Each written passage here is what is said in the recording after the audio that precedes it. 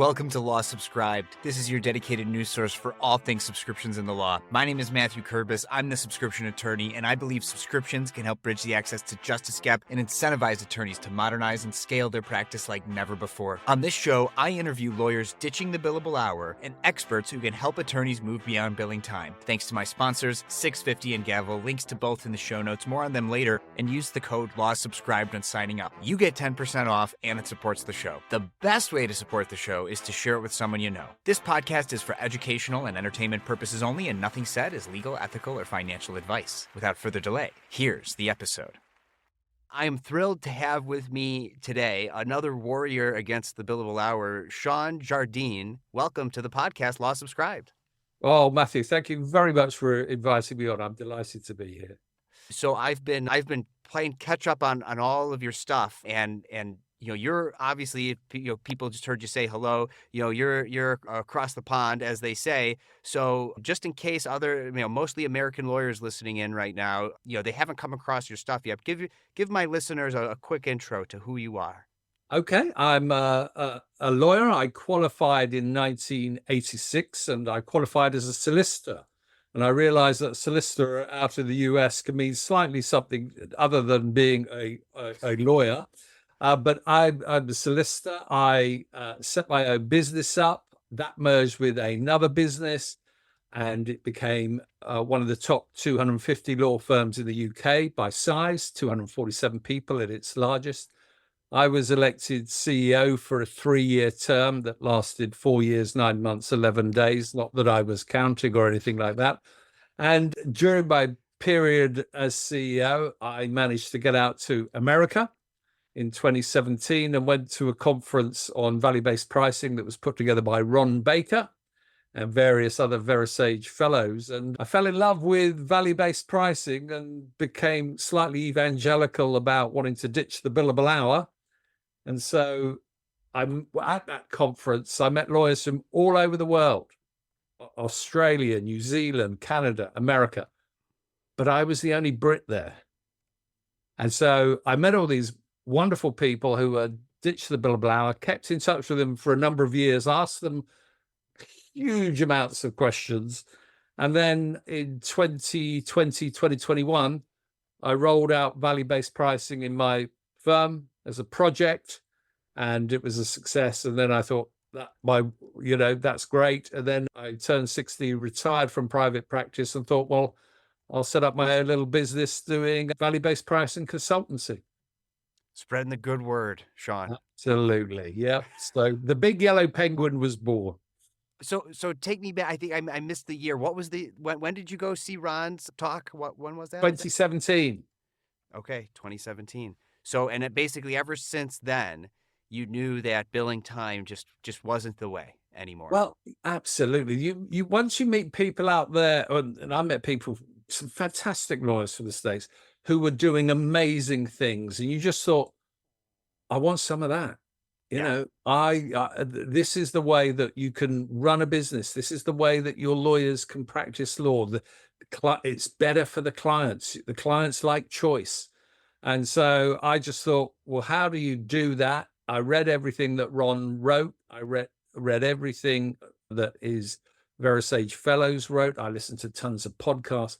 And eventually I kind of dreamt up this methodology based on John Kotler from the Harvard Business School Change Management Program. I thought, well, let's write it all down and then see whether we can get other lawyers to buy into this. Because I think, lots of lawyers hate it, but they just don't know what to do. Right. So we can start them on the path of righteousness. Absolutely. I mean, I think it goes without saying, but you never know, just in case. When you were working as a solicitor and then you were at these firms, you were billing your time. Is that how you did it? I was, yeah. I was a litigator. I was good at filling in timesheets. I was, very good at it. And that was fine. And I had a big team and I told them this is how we're going to do it. But actually, why do you want this artificial cap on our income, which is our hourly rate times the number of hours that we have available to bill, when you can remove that and you can charge more, and do less work? Because if I give up, one of my war stories that I talk about was a client that probably 3 years ago, the dollar equivalent was probably $2,400 an hour I charged him, if I had charged him an hourly rate. But I billed him £600 to do something in 28 minutes. Right. And he was happy. Right. And I gave him a fixed price, and he spoke to me at 4:30 on a Friday afternoon, wanted it done by 5 o'clock. And I said, yes, Andy, I can do that for you. It's going to cost you £600. And we delivered it within the 28 minutes. He was over the moon.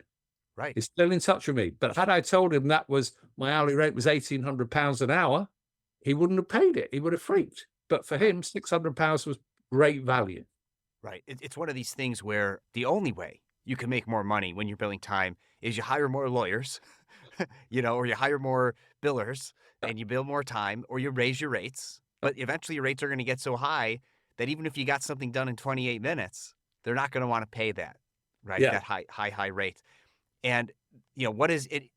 And I think I want to touch on something else you said, which is you can make more money and work less. And what I think some lawyers hear with that, because they are so in this mindset of working more means there's more value. It's not that there's more value when you work more. It's that you could bill your client more when you work more. Working less and delivering more value is not a contradictory statement, right? So tell us a little bit. And then this is like where you get into the value of what you're doing and pricing it. So explain that concept in a little more detail, if you will.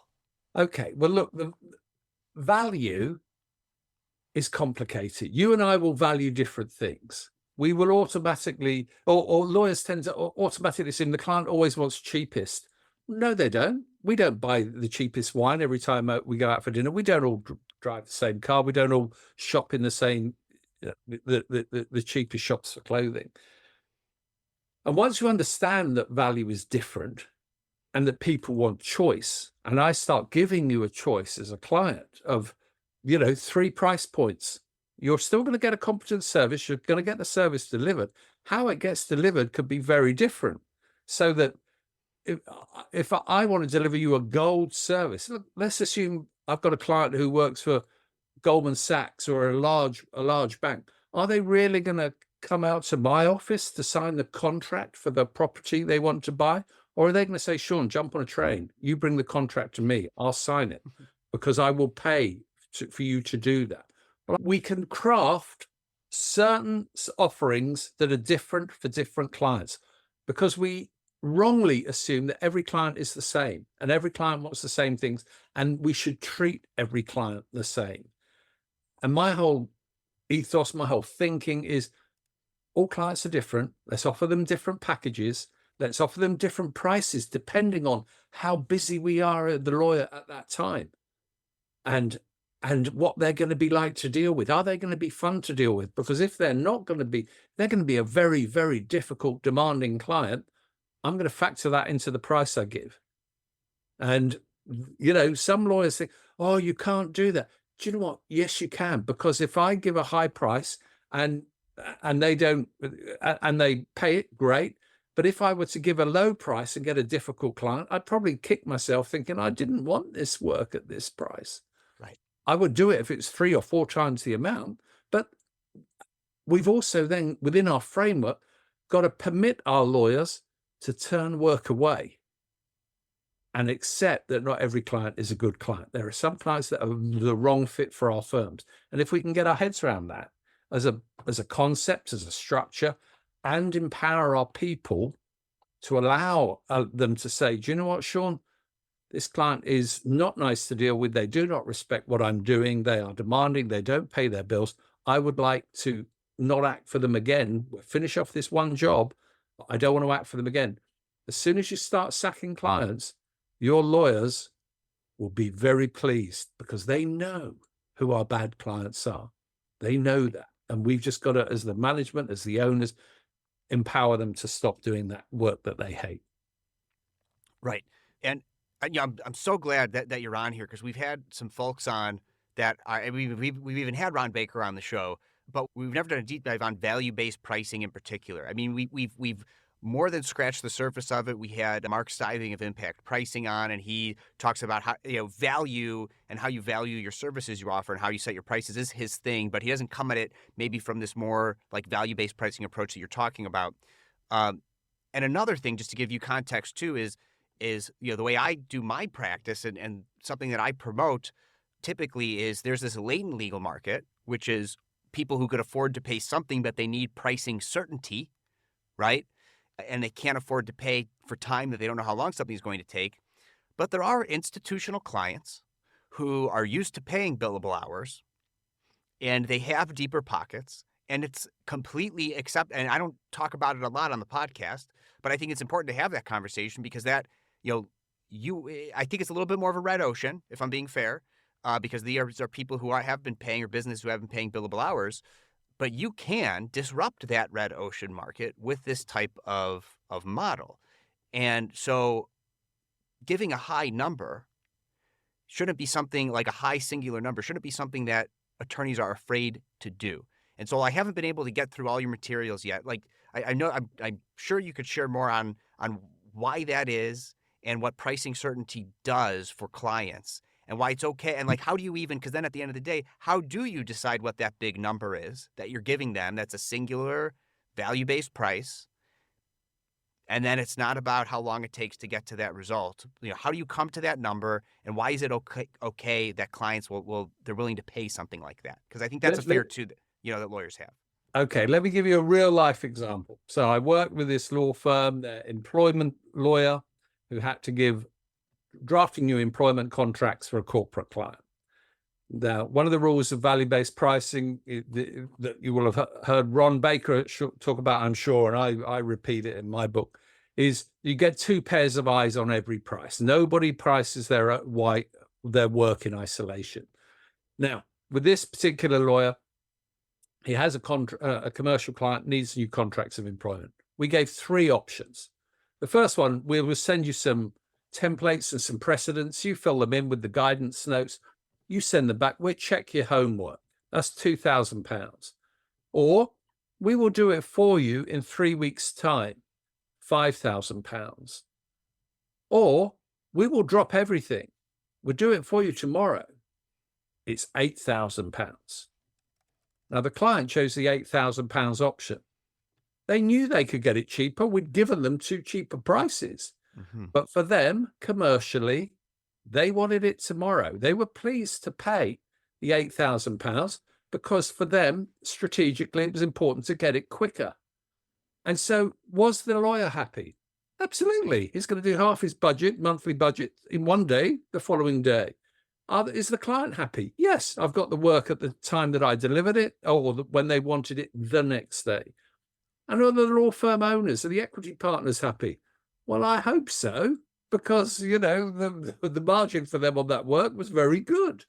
And the thing is, what we mustn't do is ever assume we know what our clients want. We've got to have conversations with them to find out what they want, because quite often lawyers are sometimes very guilty of waiting for watch their clients speak, not really listening to what is being told, because they're waiting for the client to stop speaking so I can tell you what you need. And actually, really what I've got to do is find out what you need, because when it comes to time, the only time that clients are interested in is turnaround time. Right. That's all I care about. If we're going to a surgeon, I don't want a surgeon to take longer on an operation on me than is necessary. I would pay more to have less time on the table. And Right. It's the same with dentistry and everything else. We will pay shorter, for have shorter time. And I will ask every lawyer all the time saying, if you were having some building works done at your home, you're having an extension built in your house, are you going to recruit a builder and all the subcontractors on a day work basis? And the answer is always, hell no. No, we're not going to do that. Yet we do that as professionals every single day. And we say we're experts. But what we can't do as experts is work out what the fee's going to be and give you a price. Well, that's not really an expert then, is it? Oh man, and I mean the reason why we could do it, right? And I think this is more true. I think it's been a little re-regulated in the UK, if I'm not mistaken, but in the US anyway, we have a monopoly, a complete monopoly on legal services, right? Yep. And so there's zero competition. So why should we ever do it any other way if that's the way that we can do it, right? So I mean, with in the UK, I think like the regulations around delivery of legal services is different. And so what's it like there where there is more competition? Absolutely. Well, the legal services were deregulated. Non-lawyers can own law firms now. So that wasn't the case when I started my career. And we've had all these new entrants coming into the market to deliver legal services, and only some certain legal services have to be delivered by lawyers, like litigation or something like that. But non-contentious work can be delivered by, we have accountants doing probate work over here. So it is deregulated. But the thing is, the billable hour imposes this ceiling on what you can earn. And so everybody sticks to the billable hour because that's what we did, that's what we did, that's what we did. But actually, if I can earn, £600 for doing 28 minutes work, why wouldn't I want to do that?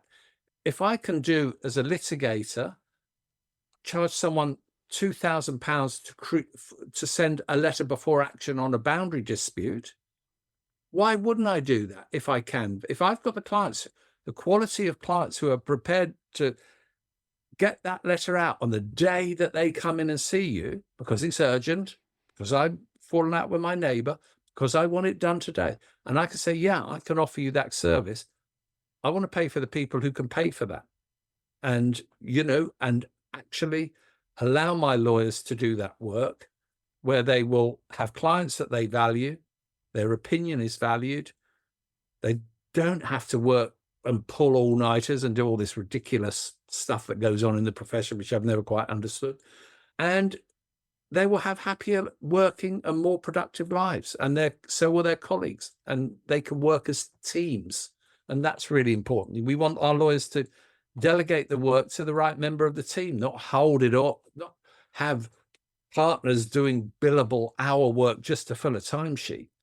Right, right. I was talking with this legal tech company. They're getting in on the generative AI space, and I was talking to this a sales rep who's there, and a lot of times these legal tech companies they're going to hire lawyers as sales reps because they could talk the jargon with the attorneys, and this attorney who's doing sales for this new legal tech company could not grasp my business model, which is subscription, which is a form of recurring value-based pricing, essentially, right? So they just couldn't grasp it. And what finally convinced him of like the value of it was it never occurred to me to say it this way before. It's the inverse of the billable hour, right? Because the less time I spend on something, the more money I make because I'm able to give that value, give that goal to the client, whatever it is, whatever thing I'm ultimately giving them. And with the subscription model anyway, one of those pieces of value is, and I think this is probably true with just value-based flat fee pricing in general, is price certainty.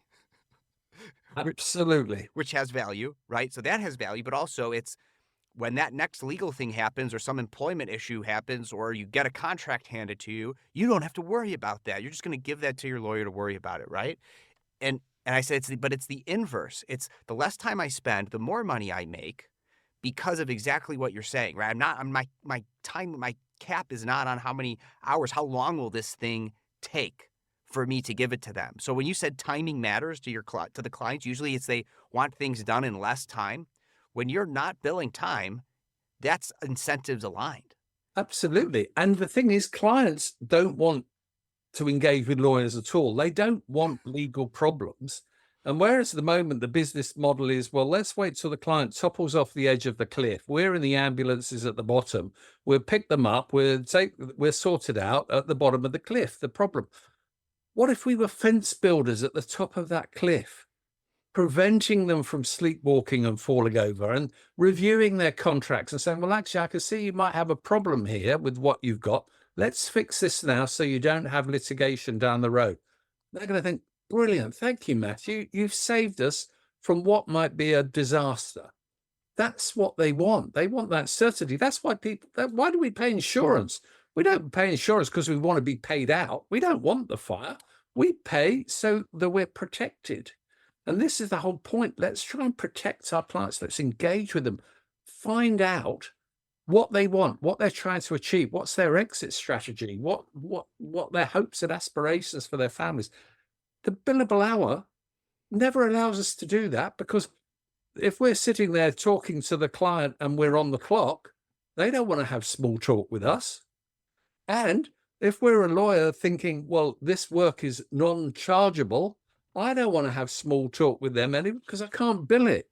Whereas if actually I'm putting together a proposal for you, I'm going to create 3 price options. You choose which one it is, and then you choose. You don't care how many lawyers I put on this. Right. You don't care, because you've got a price.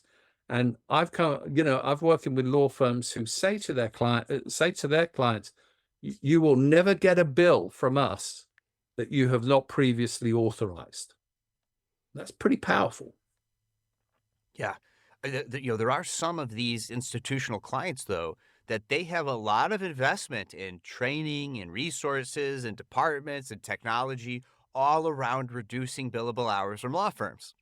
So they have a hard time letting go of that. Insurance companies come to mind, speaking about insurance, right?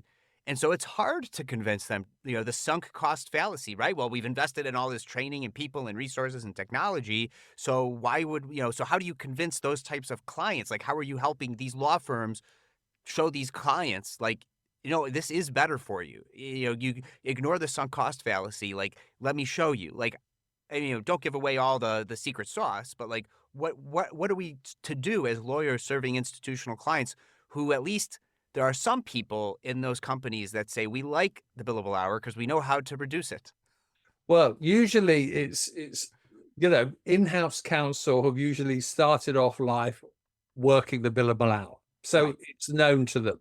So they know how it works. They know how people pad timesheets. They know, et cetera, that, all time recorded might not actually be attributable to their matters. So that when they're actually paying out, we have an industry and technology to check what is being billed for. So we have this complexity tax almost of we're not quite sure we trust our lawyers. So now we're going to have an industry within our organizations to check our lawyers because we don't trust them.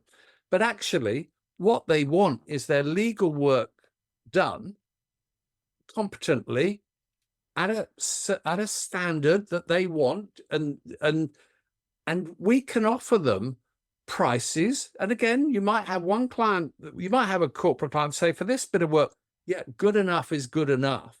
Or it might be, well, this bit of work is so important, it's bet the farm, I want everybody on it and everything checked. But attitudes to risk will vary. But if we know, and I think it was Levi Strauss did this probably maybe 15 years ago, they put all their legal work with one firm for a global fee. So next year, the onus is then on that firm. Let's put our best people on their problems so that we solve them quickly, and let's do the preventative work, because we don't want the problems to arise. Right. Then if a client then says, oh, we want you to spend, Matthew, we want you to spend 5% less next year. That might be really no problem to you if you've solved all those problems, and you're just going to go through the run-of-the-mill stuff that happens to crop up as by virtue of running a business, dealing with employees or whatever. And we've just got to get to know our clients a whole lot better. And again, as I come back to presenting options, taking the example of the employment contracts, if that company wanted to reduce their spend on employment contracts, they would have gone for the £2,000 one. They would have gone for the £2,000. They would have got it. That's the cheapest. For them on the day, it was the £8,000 was, because strategically it was important for them to do it. We don't know all about our client's strategy. We don't know everything about them. Sorry to break it to lawyers that might be listening. We are not always the trusted advisor. We'd like to think we are, but we're not. And quite often we're not, because we haven't earned the right to be trusted, because we haven't spent that time getting to really know and understand our clients. And when you consider the role that we have, when a new client comes into our office, we can ask them anything. At that time, we can ask them anything. But usually all we ask them about is the transaction that's in front of us, not, if it's a new corporate client, we might not say, have you got a shareholders agreement? We might not say, have you got powers of attorney in relation to the business operation? We might not talk to them about their data protection policy or their intellectual property. But if we were to have a great conversation with them about their whole business, we would find out a lot more. We would find out extra work we can do. And the client is going to think, wow, this is someone who's really interested in what I do, interested in my baby, my business, because they're proud of their business. It might be pug ugly to us, but we've just got to show that we care. When I went solo, I pivoted from mostly litigation to a transactional-only practice. I did not have a database of documents to automate. That's why a business and employment legal document database and automation tool like 650 is super useful. I can rely on the quality of the documents in 650's database since they're putting excellent legal minds to work curating and updating their documents and automations over time. When you're not billing by the hour, outsourcing and efficiency matters, and 650 can help you scale your practice to get high-quality documents drafted in less time. Use the code LAWSUBSCRIBED at 650.com and when being onboarded to get 10% off. If you're not a business and employment attorney or you have your own documents that you'd prefer to use, then my next sponsor, Gavel, is the automation tool for you. Gavel allows you to build shareable, client-facing workflow and document automations. In other words, Gavel helps you create a legal practice where attorneys can monetize the value they bring clients in productized form and scale via subscriptions and flat fees. Use the code LAWSUBSCRIBED at gavel.io to get 10% off an annual subscription. There's no one right way to automate and scale your practice, but with one or both of my sponsors, 650 and Gavel, you can take your subscription law firm to the next level. Links to both in the show notes. Now back to the show. And going back to the in-house example, and I think in-house attorneys, maybe if they have less experience, less of the dogma, they worry less about the dogma around the billable hour, they do this already. Although not necessarily, because you hear from like the salespeople how law is, the law department at a company is slowing down the sales process, which definitely does happen. But if you're just being paid for problem avoidance with a contract that's presented, even just like something like an NDA, if you're making money, the longer you look at that document and the more times it goes back and forth, you're going to find ways to make that document perfect. But when the value is get it done quick so the sales process can proceed, and you just want to avoid big potential future expensive problems, there's value to your client to even say, I've reviewed this document, it's not perfect, but it's okay. And put the ball back in their court as to, now we can't go back and forth a lot of times, or that at least, we've avoided these things are not in there, which is a good thing. We don't need to change the indemnification clause. It could be a little better worded. It would be nice if it was a little more mutual. But there's value. I think there's value to the contract is good. We don't need to change anything. Go ahead and sign. And how many billable hour lawyers look at a contract and say, I've evaluated the risk. It's okay to sign it. Very, very few. And one of the problems is that if you take a contract, I worked with a lawyer a month or so ago, and she was drafting software as a service contracts. That was her thing. She left a Magic Circle firm, set up on her own. She drafts SaaS contracts, and we worked together. Said, look, we want to create a gold service option for this. She said, well, I just draft contracts. I said, no, I'm a great fan in something called possibility thinking, where we turn the problem at the word, how can we possibly do something, turn it into a question. And I said, what can we possibly add to this contract, to your service, that will add value for the client? And I time it on my phone. We've got 3 minutes starting now. Just write. What could we possibly write? Possibly add. We came up with about 15 options that we could add to that. And that would include, we could possibly say to the client, here is the contract. And we will review this every year for you to make sure it's compliant within the jurisdiction. And also, if the law changes suddenly, we will tell you and give you the updated one. And we will come to your office and sit down with all your salespeople, explain what this contract is, how it works, and why they shouldn't delete clauses that they tend to delete, because we want the salespeople to understand it. And we could offer an eyes-on service where if you're signing up a new client and it's a significant value, we will check that contract for you just to give you the peace of mind that it's going to be right. And if you have got a very big contract, we'll come to you with the negotiations and sit by your side. And this particular lawyer, at the end of this exercise, she said, Shaun, I needed you yesterday. I said, what do you mean you needed me yesterday? She said, if I had had all this yesterday, this contract that I sold to a client for £2,000, I think he would have paid £15,000 for all of this. And you know what? With those features, you might not even use them. The law might not change. You might not have to update them. He might never call you to come in and sit by his side for a client negotiation. But they would buy that level of certainty that gives them to think, well, I can if I need to. And for them, that was valuable to the client. Right, right. You know, I hearing that type of value that you could provide along with that service, and the fact that it's also like a SaaS contract makes me think, gosh, I mean, there's value in subscribing to that kind of a service, right? And so like, this is where I feel like the subscription model could come into play really well and work well with value-based pricing. And now don't get me wrong, if you could get a client to pay you $15,000 to put together this contract for you and have those things, and they're not on subscription, I mean, more power to you. That sounds like an incredible, I mean, if it's good value for the client and you can make that kind of money with a one-time payment, go for it. But I do think that like some of those things, like the annual check-in on compliance, I mean, you've got yourself an annual subscription right there. So maybe you could still sell it for, £2,000 or £5,000 or what have you, but now you get them signed on for a $500 a month, additional fee, and we'll check that for you every month to make sure it's compliant, right?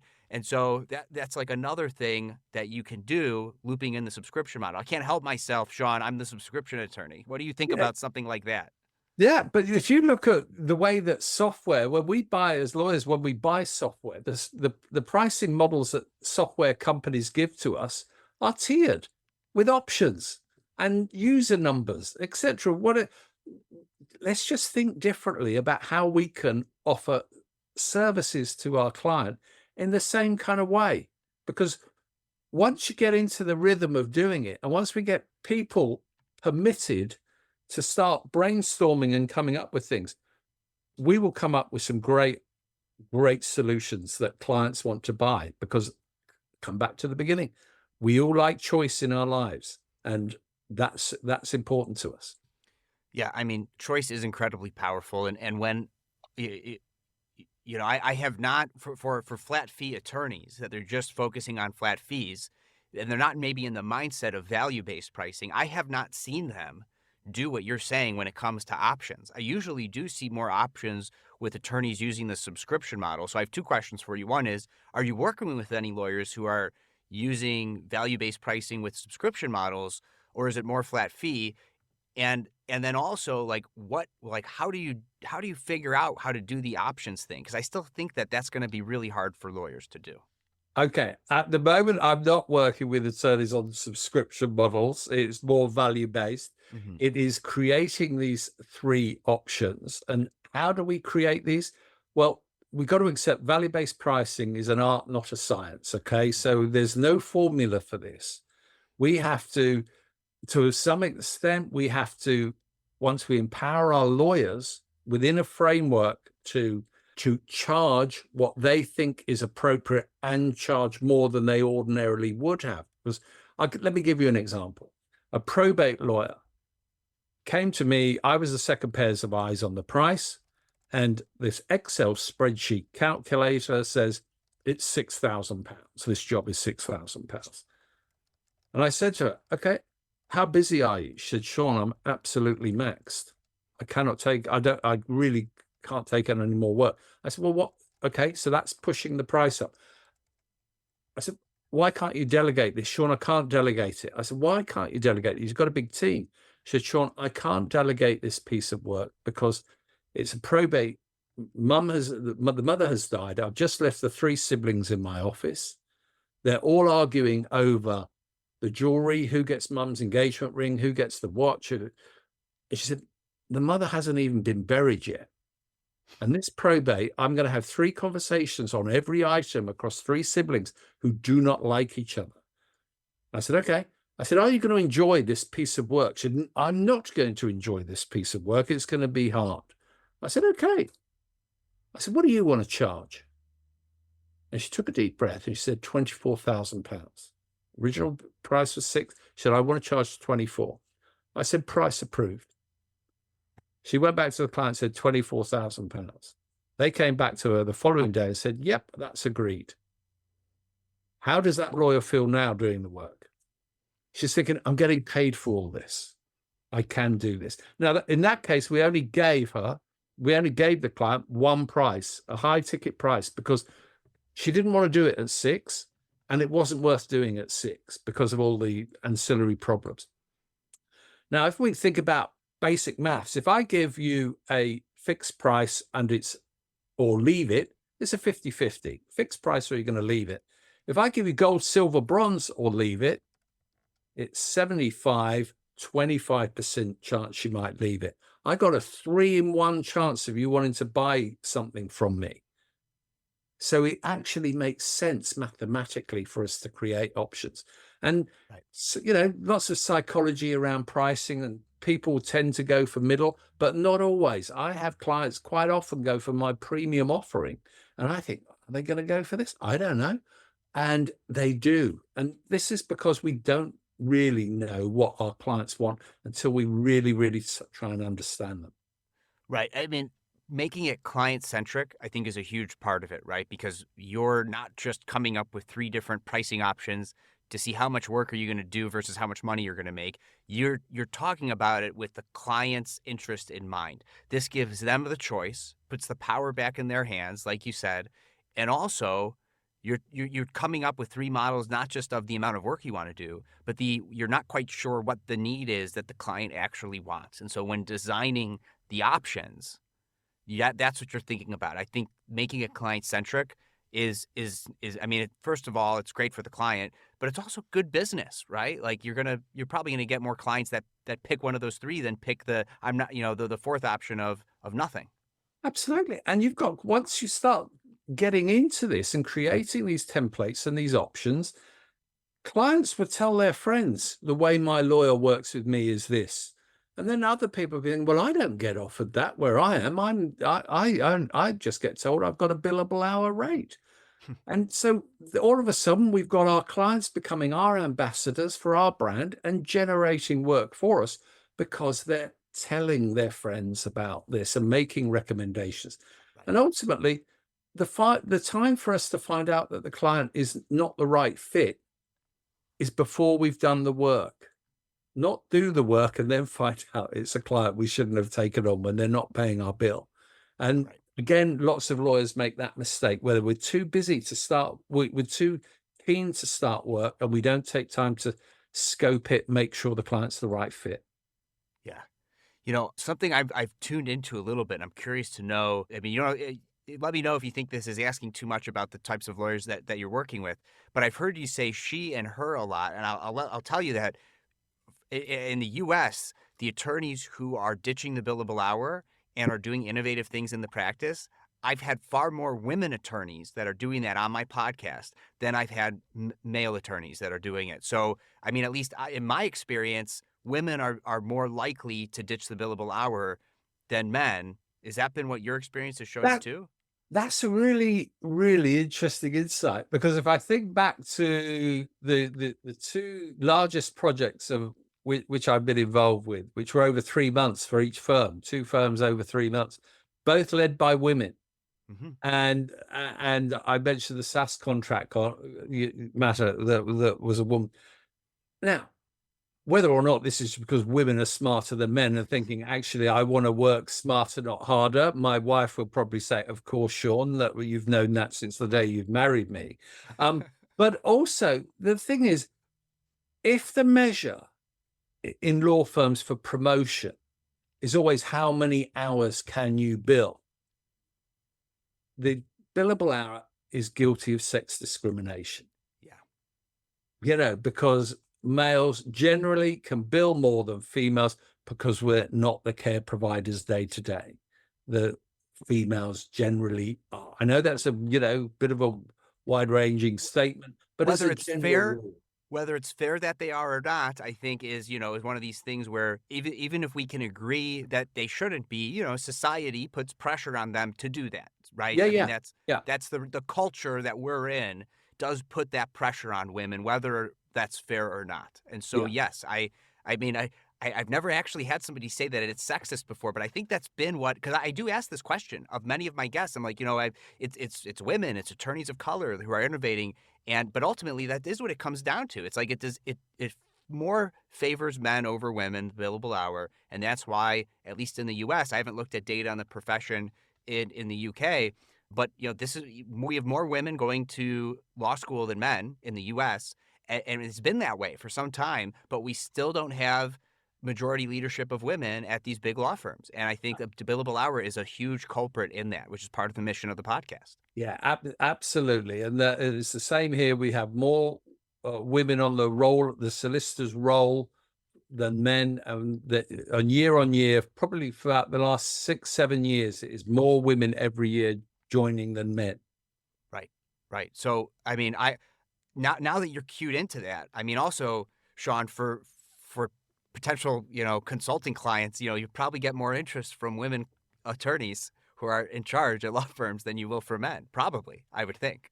Well, I'm going to have to start mapping this now, aren't I? Now you've given me something else to think of when I'm actually onboarding clients. It's not something I've automatically thought of, but now I'm going to start doing it because, yeah, it's a really, really interesting point.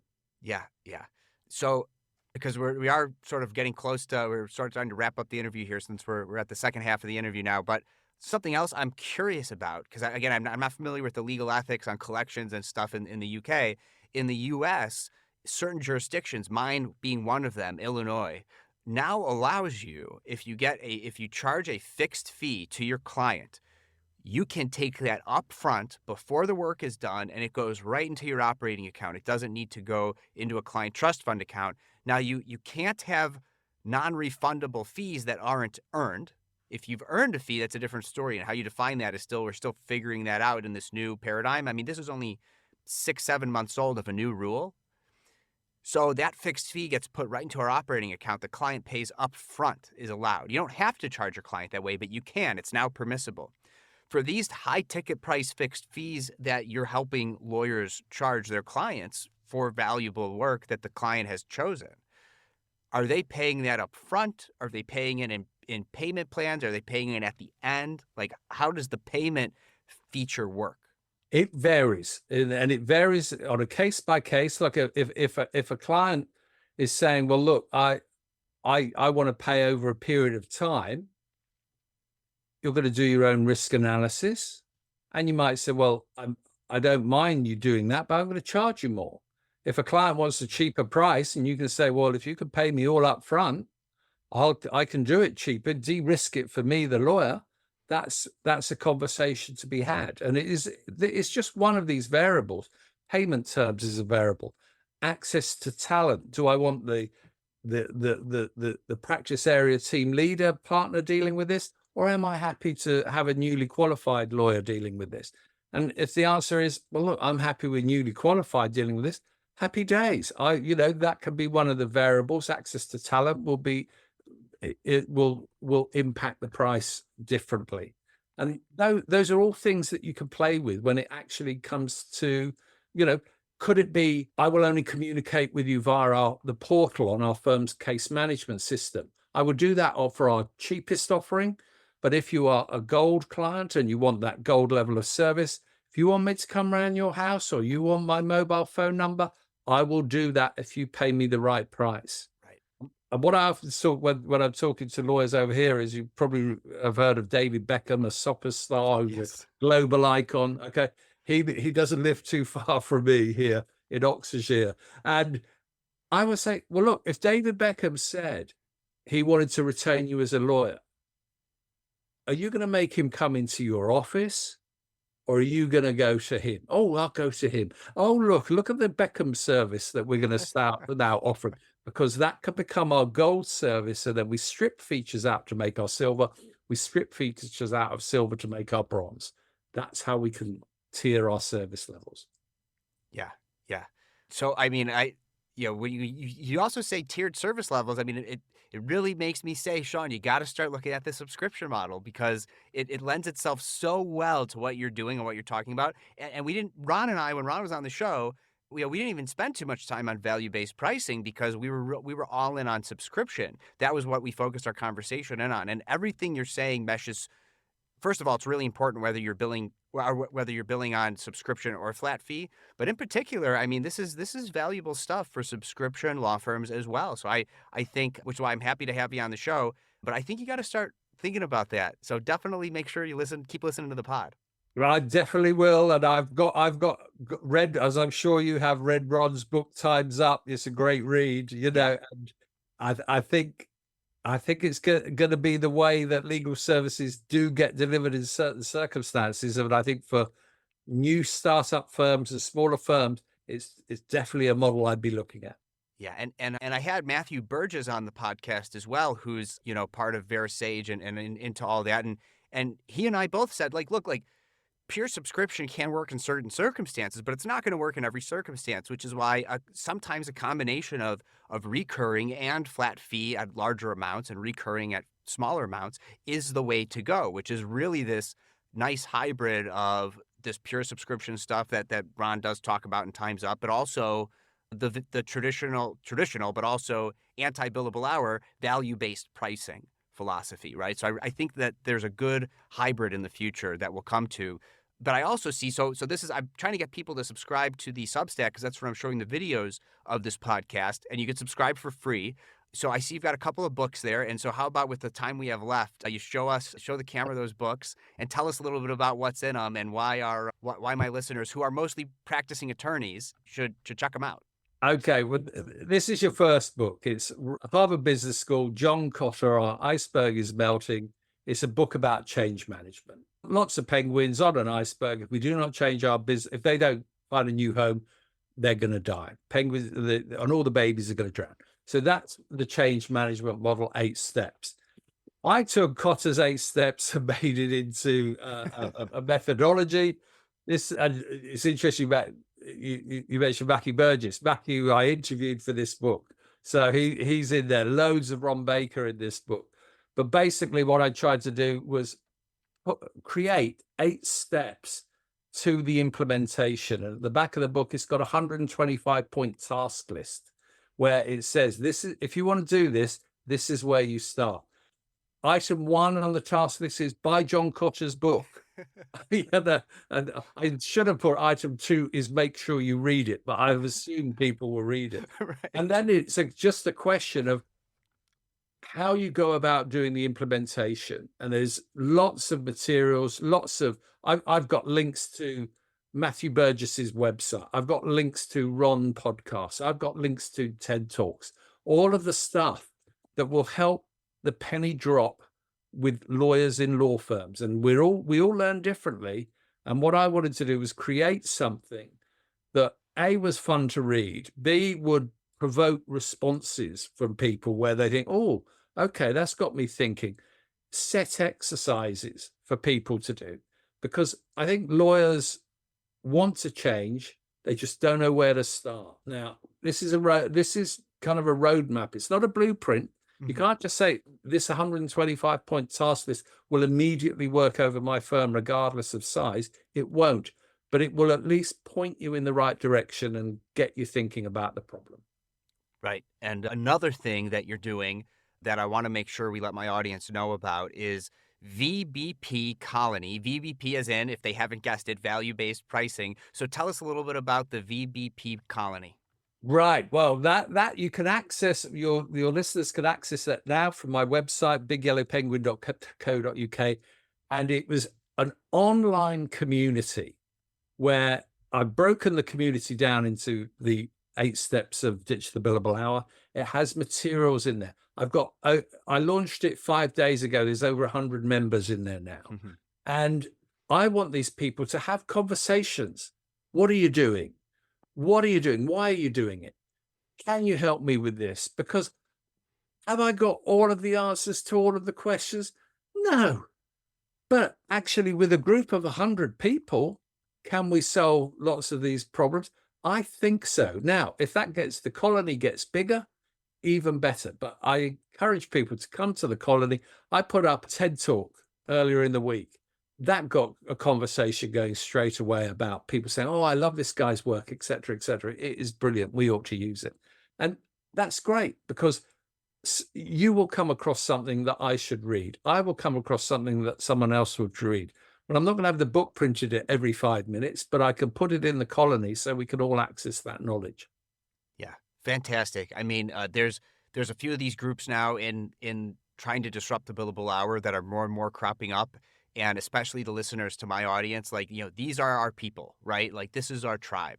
And so, if social media is too much for you, and LinkedIn groups and Facebook groups are too chaotic, I mean, like, these are the types of places that we can go to improve our practices. So it's great to see another one come up. I'm in there already. Just started to click around because, like Shaun said, just opened up, but definitely link to that in the show notes. Check that out. Link to the book as well and to Shaun's website.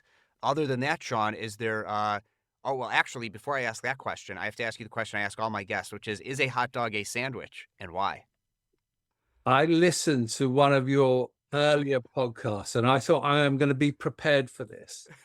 And I'm going to tell you an answer that you haven't heard, and you can see why, because I put it in the colony, and it was the TED talk I mentioned. Okay. And a hot dog is a metaphor for change, and a hot dog will help you give great hospitality. And you'll be thinking, Shaun, what are you going on about? And if you look at the Will Guidara secret ingredients of great hospitality, this is a New York restaurateur who actually gave his clients, his customers, a hot dog, and it was the highlight of their gastronomic tour of America. So there you go. And so there we go. That my answer is it is great hospitality. But if you're saying to me, what was the actual question? Is it a sandwich or is it a? Or is it not a sandwich? It's a sandwich. But if you're keeping the stats on it, it's a sandwich. Why? Why do you ultimately? First of all, that is a very unique answer. A hot dog is hospitality. I love that. But you say it's a sandwich, and I'm curious to know, why did you ultimately land on that? Okay, because I think that I'll probably be stand corrected by all your listeners. The sandwich was invented by the Earl of Sandwich in the UK, and it had something between two bits of bread. So your hot dog cut down the middle is two bits of bread either side of the sausage. So I think it's a sandwich. But I think we might have to look into the origination of the word sandwich to make sure that we're actually bang on the money there. You are not my first guest from the UK, and they also quoted the Earl of Sandwich. So, and I think I'm gonna have to go back and look, because they might have even come down on the opposite side of the spectrum. Oh, Because they right. said, Well, we just need to get out more, clearly. if it's not detached, right? I'm trying to remember what they said, but they might have said the same thing. We're compilation episode coming in the near future, so I'm putting all these answers together, and we're just gonna do one episode. I think I almost have enough to make it a whole episode length, so I might have to do a few bits of compilation episodes. But thank you so much for that, Shaun. Thanks for coming on the show. If anyone wants to follow up with you, what's the best way for them to do that? Best way, LinkedIn or via my website, bigyellowpenguin.co.uk, or Shaun, Shaun, Jardine. I'm on LinkedIn. You'll see Declan, my inflatable penguin. We hang out a lot together, but anything penguin related, I tend to be there. Well, great. Thank you so much for coming on the show. Thank you, Matthew. I really, really enjoyed it. Thank you. And that's our show. Thanks again to 650 and Gavel for being sponsors. The best way for others to discover this show is for you to share it with somebody you think would find value from it. Follow me on LinkedIn, since that's where I'm most active on social media, and click the bell towards the top right of my profile to get notified about all of my posts about this podcast and everything else I think is valuable for you to see. To get in touch, message me on LinkedIn or email kurbis@lawsubscribed.com. All links are in the show notes. Until next time, this is Matthew Kurbis with Law Subscribed.